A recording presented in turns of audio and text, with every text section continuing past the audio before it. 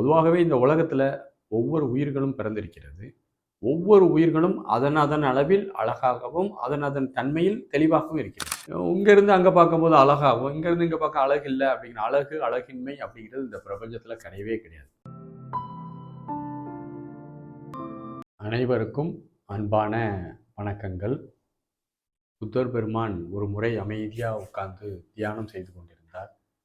அப்போது ஒருவர் புத்தர் பெருமானிடம், இந்த உலகத்தில் உண்மையான அழகு என்று நீங்கள் எதை சொல்கிறீர்கள்? அழகு என்று நீங்கள் என்ன நினைக்கிறீங்க அப்படின்னு சொல்லி கேட்குறார். இயற்கை அழகானதா, பெண்கள் அழகானவர்களா இப்படின்னு சொல்லி பல கேள்விகளை கேட்குறார். புத்தர் பெருமான் அதற்கு ஒரே விஷயம் சொல்றார். உங்களுடைய மனம் உங்களுடைய கட்டுப்பாட்டில், உங்களுடைய கவனத்திற்கு உட்பட்டதாக இருந்தால் நீங்கள் உண்மையிலேயே அழகானவர். மனம் உங்களுடைய கட்டுப்பாட்டில் இல்லை என்றால் நீங்கள் அழகற்றவர் என்று சொல்லிட்டார். இந்த அழகு என்பது இன்னைக்கு உலகத்தில் நம்மளை எல்லாரையுமே அழகாக காமிச்சிக்கணும் அப்படிங்கிறதுல நம்ம எல்லோருமே முதன்மைப்படுத்துகிறோம். எல்லாருமே நிறைய பேர் இந்த காஸ்மெட்டிக் பொருட்களுக்கு செலவு பண்ணக்கூடியது அதிகமாக இருக்குது.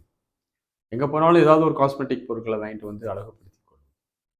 நாம் நம்மை அழகாக காமிக்க வேண்டும் என்று செயற்கை உபகரணங்களை நிறைய பயன்படுத்துகிறோம். நிறைய கெமிக்கல் இதெல்லாம் பயன்படுத்துகிறோம். உண்மையான அழகு என்பது மனதில் தான் இருக்குது. நாம் ஒருவரை பார்க்கும்போது அவர்களுடைய மைண்டு நமக்குள்ள கனெக்ட் ஆகிட்டா அவர்கள் தோற்றம் ஒரு பிரச்சனையே கிடையாது.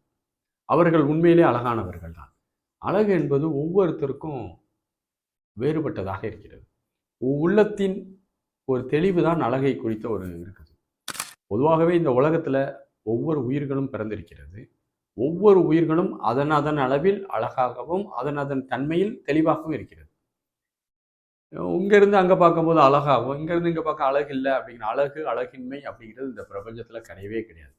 இயற்கையின் ஒவ்வொரு தன்மையும், ஒவ்வொரு பகுதியும் மிக மிக அழகான ஒன்று தான்.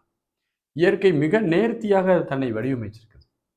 இயற்கையின் வழியாக வந்த மானுடர்கள் ஒவ்வொருவரும் அழகானவர்கள் தான். அழகின்மை என்பது மனதின் ஒரு வகையான குறைதான். மனதில் குறைபாடு உடைய ஒருவர் தான் அழகின்மையை பற்றி யோசிப்பார்.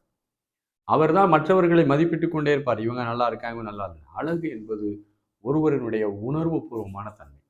மனதின் துணையோடு இந்த வாழ்க்கையை நடத்தக்கூடியவர்கள் அவர்கள் அழகற்றவர்களாக இருப்பார்கள்.